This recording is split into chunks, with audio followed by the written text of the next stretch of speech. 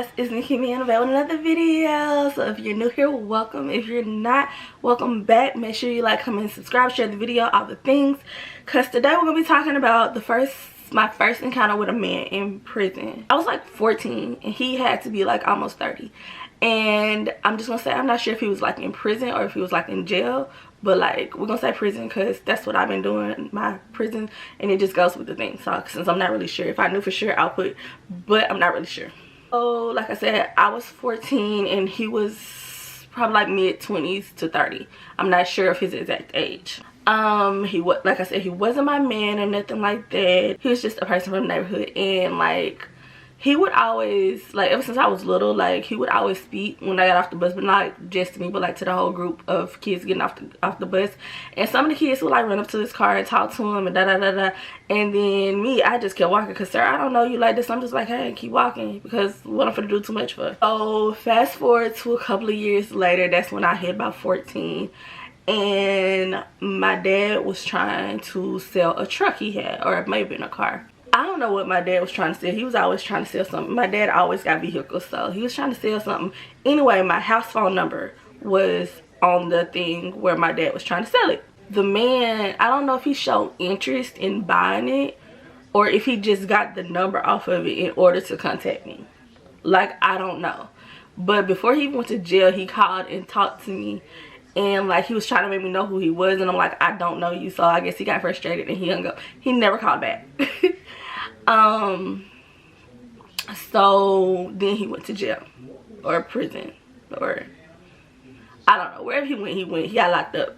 We kept getting phone calls like asking if we would like to accept the call from jail.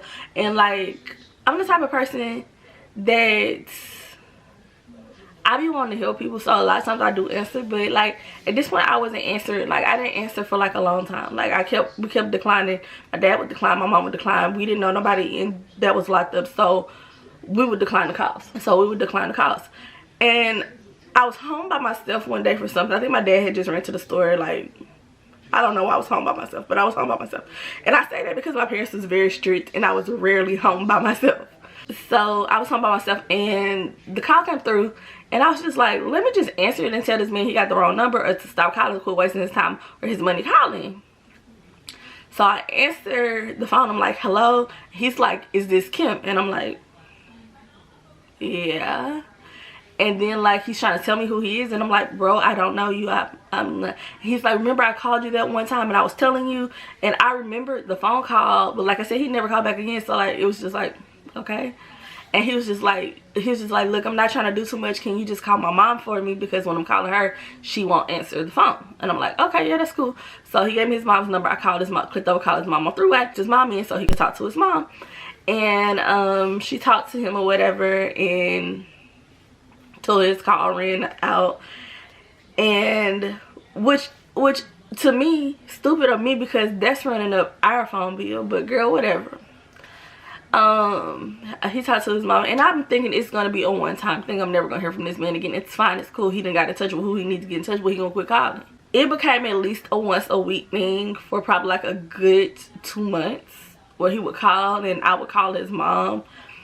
And so like when he called, I told him, I said, you can't keep calling here because it's running up the phone bill and it ain't my phone bill. I'm not paying it, so I can't do that for you. He was like, it's fine, it's cool, I understand. Oh, I don't know if he ended up getting like a little contraband phone or whatever, but later he started calling me again, but the number went like directly through. It wasn't like a, you know, so-and-so is in jail, would you like, it wasn't like that type of number, or so-and-so is in blah blah blah precinct, or it wasn't nothing like that.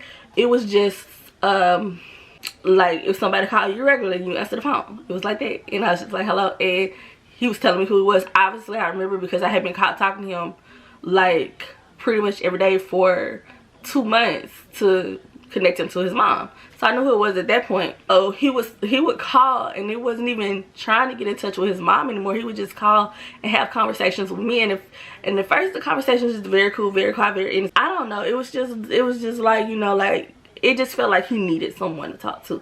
And I wasn't doing nothing. And y'all had a bad habit of just talking to people. At one point I made friends with a telemarketer, so, and he would like literally call me every day after school and talk to me. And he probably was a grown man too. So I I don't know.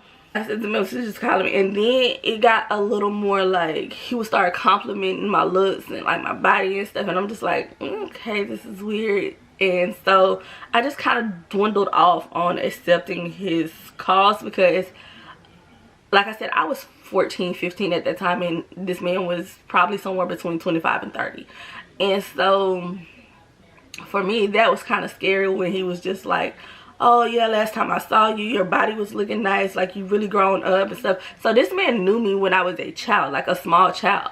And he was like, yeah, you know, like when you was little running around like behind your brothers, I never thought you would look like that when you grew up, and I never thought you was gonna be that thick because you was a little skinny thing. Like, and at 14, y'all, I was thick. Like, I was thick for 14. But I wasn't like stupid thick. Well, maybe I was. I was kind of thick. I was thick. Years later, like, I done forgot about this man. I done forgot who he was. Like, I done lived my life. I'm big grown. Like, grown. Like, I do what I want. I do what I want. And this man hits me up on Facebook, and he's like, you know, what's up? Call me, send me pics. And I'm like, I don't even know you, boy. What? Who are you?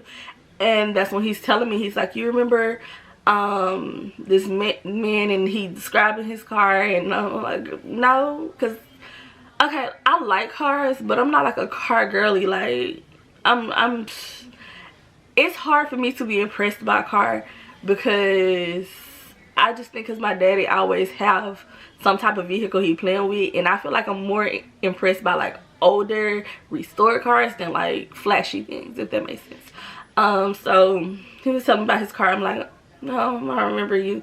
And then finally he goes, remember I used to call you and use it? And I'm like, oh yeah, I remember that. So he kind of started trying to holler at me at that point, and to me, I'm just like, that's very weird. Like, no sir, like, I'm cool on you, I'm good. Because it was giving grooming. It was giving, he was trying to groom me from like a child. So like, I would be ready for him as a, I don't know, he probably don't even know what grooming is, but like it just gave me really uncomfortable vibes. And you guys, that was my first encounter with a man that was, I'm gonna say locked up, because I don't know if he was in prison or in jail, but that was my first encounter with a man who was in prison or jail or locked up or whatever you want to call it.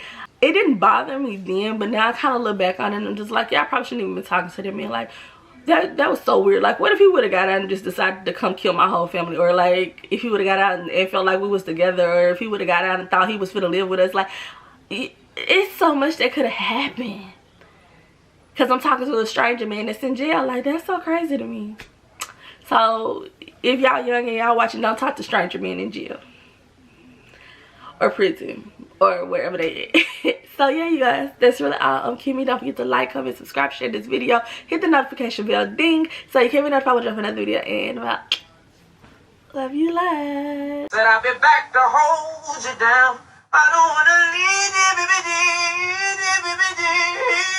baby.